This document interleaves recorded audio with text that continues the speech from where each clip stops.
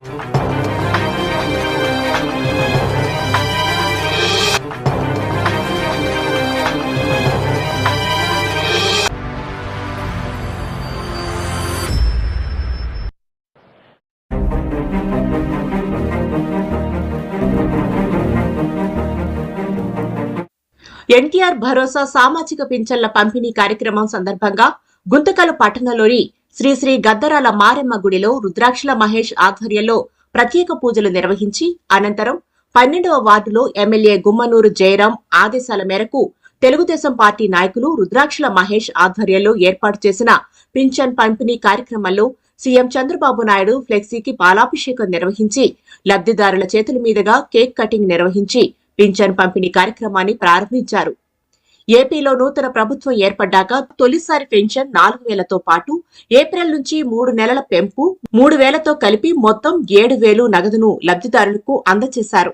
అనంతరం 12వ ward TDP నాయకుడు రుద్రాక్షల మహేష్ మాట్లాడుతూ రాష్ట్ర వ్యాప్తంగా పింఛన్ పండుగ వాతావరణం నెలకొంది. కూటమి ప్రభుత్వ ఎన్నికల మేనిఫెస్టోలో ఇచ్చిన హామీ మేరకు 7,000 పింఛన్ మొత్తాన్ని అర్హులకు అందడంతో తద్వారా వృద్ధులు, వితంతువులు, ఒంటరి మహిళలు తదితర విభాగాలకు చెందిన వారి మోముల్లో చిరునవ్వులు కనపడ్డాయని, నూతన ప్రభుత్వం చేపట్టే తొలి అతిపెద్ద కార్యక్రమం ఇది.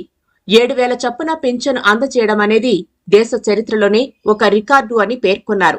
అంతేకాక ప్రజల వద్దకే పాలన దిశగా తొలి అడుగు వేయనున్నారు.